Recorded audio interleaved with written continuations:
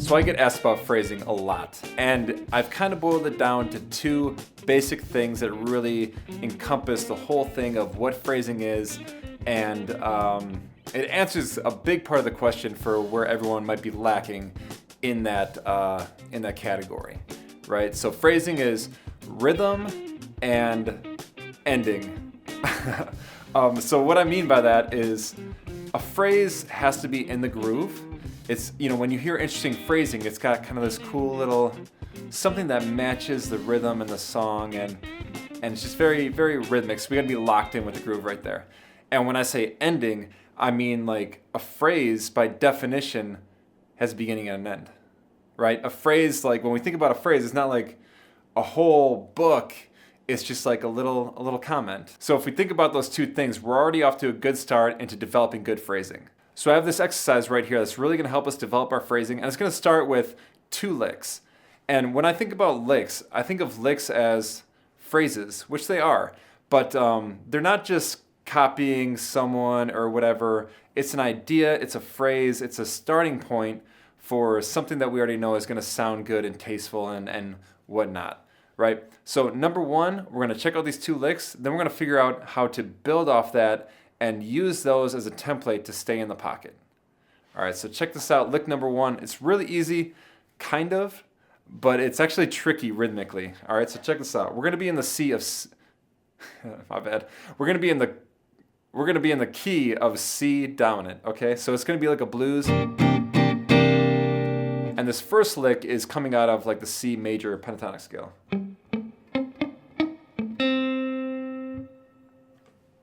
Just as simple as that.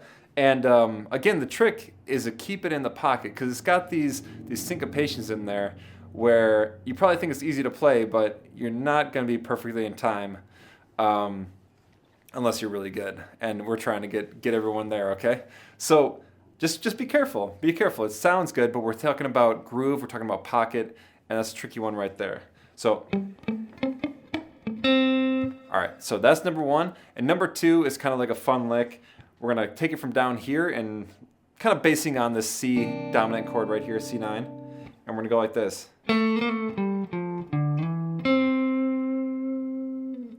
Just kind of a cool little lick that takes us across. And then into that nice pentatonic pattern that we should all know and love, all right?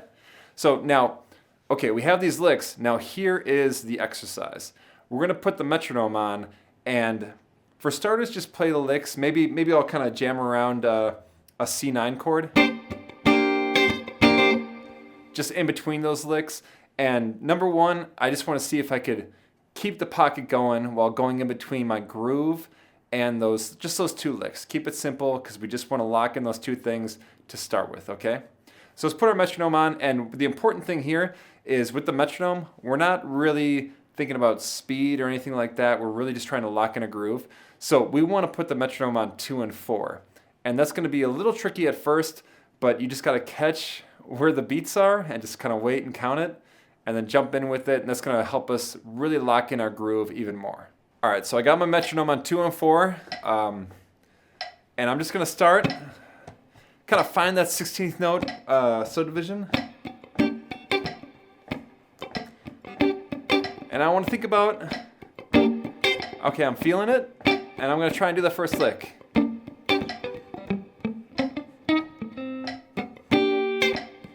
Maybe a second one.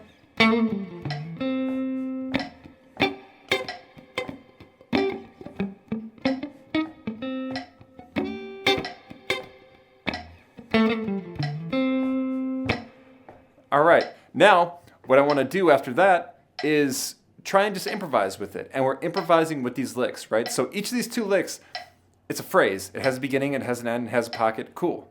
Now I want to do that, maybe do those 2 licks, and then try my own lick. And we're just thinking like licks, but we're improvising, right? So we're thinking around the C blues scale, the C pentatonic scale, any of that stuff that you know already works over a C dominant chord.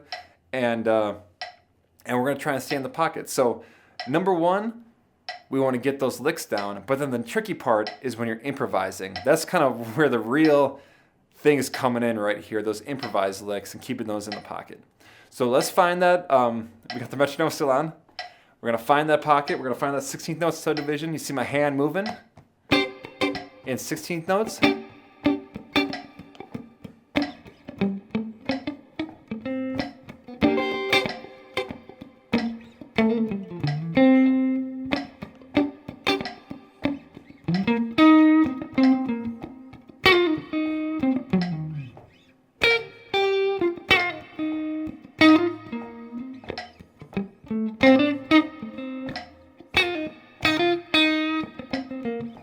So that right there alone should just be a great challenge, and what's great about it when it's just some metronome, we don't have backing tracks, we don't have music, we don't have nothing. One, the rhythm, whether you're on rhythm or off rhythm, is going to be extremely obvious. Like if you lose the beat, you just lose everything. So we're really, really, really forced to focus on that, and it's completely highlighted, and that's perfect for music. That's perfect for what we're trying to do. We're trying to get better, and the easiest way to get better is if our mistakes are very clearly shown and we go, okay, I'm gonna keep working on that, right? So we got that, it's all good. Jam through exactly what I just did every day until you get it locked in, and then keep doing it. But then, okay, we're starting to think about, we got our phrases down, and the way that we've been doing this, we're just improvising little phrases, right? Ba-da, ba-da, ba-da. Okay, cool, I'm building off those licks maybe. And then maybe the next thing is, okay, I'm playing all the same stuff. How do I make my phrases a little bit more interesting, a little bit different, right? So with our first two licks that we learned, our first two licks or phrases, we started on the downbeat. And think about that when you're trying to go through those, and we're especially going to think about it for these next two. But we go 1, 2, 3, 4, bum, bum, ba, da, da, da, da. Okay, cool, downbeat. Now these next two licks is where we tend to comment on people and go, oh, that's really interesting phrasing. And it tends to be something like this, where you're not starting on the downbeat. Because the downbeat's expected, right? And there's nothing wrong with expected to a degree, but we want to be unexpecting. Is that right? We want to be unexpecting. I don't think that's right. That doesn't sound right. It don't matter. We want to be surprising sometimes at least, right? So with our phrasing, we could start on, any other beat, but for these next two licks, we're going to start on the E, 1 E. And it might sound tricky, like, oh shit, I got to start the 16th note after the downbeat, but it's really is just feeling when the downbeat comes and you do it right after it. 1, 2, 3, 4, ba, right? So our lick's going to go like this. 1, 2, 3, 4, 1. And then our other lick that's going to start right in the same place, the E, just the 16th note right after the downbeat, is going to sound like this. 1, 2, 3, 4, 1. All right, so now we got 4 licks, and I'm just going to try and do the same thing right now. I'm going to see if I can bring in those 4 licks. I'm jamming around my C7 chords, just kind of keep a funky groove, right? It's like I'm just jamming with myself, but there's no one else around, but I'm locking in the time. And we're going to pop this on and see if I can kind of groove with it and see what comes out.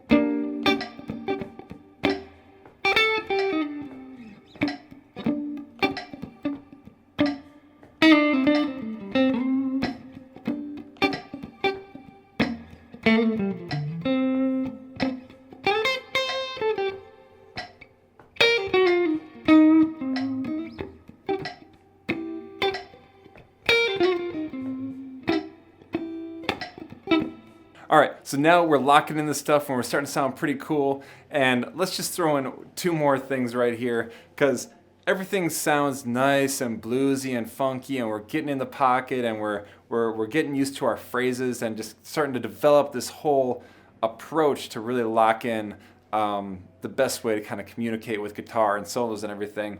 But now let's take it just one more to that next level and give it a little bit more choice notes, some unique notes, some maybe outside notes, okay? So I'm going to show you 2 more licks, and we're just going to take our time with it and see if they can just bring out a little bit something more unique than just kind of that bluesy thing, all right? So for starters, here's our first lick. And what's going on here, like, it's not that outside, but it kind of is. We're just kind of focusing on that 6.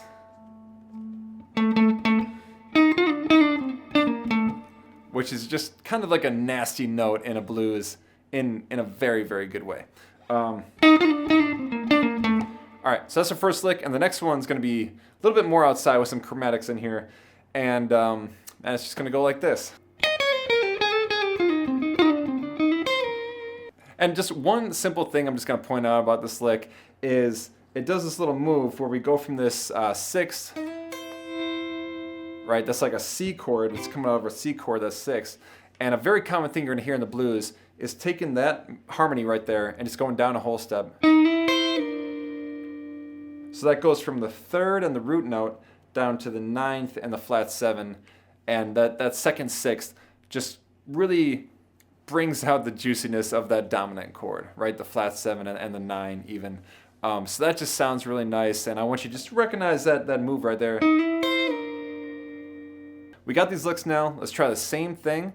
Really simple. Just put that metronome on and try and keep up a groove and try not to lose it, but try and go through all these licks now. Now we got 6 licks, and what we're trying to do is have these licks down, but improvise licks maybe in between them, right?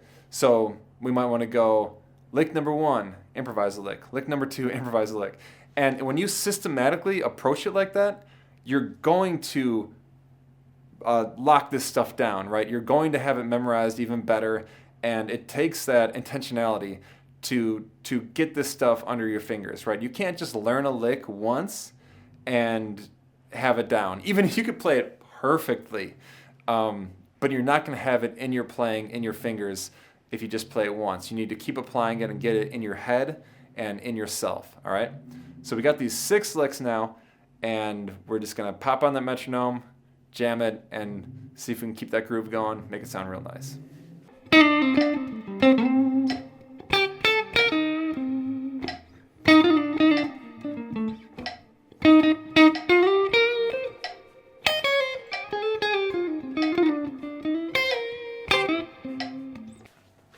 All right, beautiful, beautiful, beautiful, beautiful. Now, let's think about this if we want to apply this stuff to a song. Now, basically all these licks is in the key of like a blues or a dominant, right? So it's got to be over a dominant chord. So like in this case, it's a C7 or a C9. So there is basically all these licks, for the most part, are going to sound best over there. Some of them more than others. But we want to find songs that have that dominantness in it, right? So any kind of like classic funky song, like a James Brown or something like that, or a lot of songs might have like this bluesy, funky breakdown. And then we just got to transpose these licks, right? One song that I love that this works great with is Boogie on Reggae Woman by Stevie Wonder. Now, this is basically a blues. It's there's a little bit more interesting changes than just a blues, but it's essentially a blues. So we're in the key of A flat, and it just goes from A flat, 1 to 4, and then a 2-5. We're not going to worry too much about that, but if you want the changes, I of course have this wonderful song in my R&B songbook that you can get on Patreon. Check that out. Anyways, we're in A flat. That's all that really matters. So we're going to try and find some of these changes. Let's think about that very first one. We got to find our A flat major pentatonic scale. Right, so I found my A flat right there. And it's like, okay, if I have my C, there's my C. I just got to bring that down, find that pattern, and go. Cool. Nice. All right. Now the other one was a little bit trickier, but the way that I thought about it was the 9 chord, right? So if I find my A flat 9, I just got to move all the way up here, and it's just kind of moving around there. And then maybe it would sound a little bit better if I just did my other lick there too. Let's try one more. We'll go with this.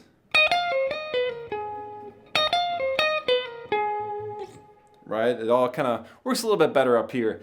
And if you're soloing, you might want to be up there anyways. All right, so let's just jam with the end of the song and see if some of these licks sound really nice when we're kind of just putting in context, all right?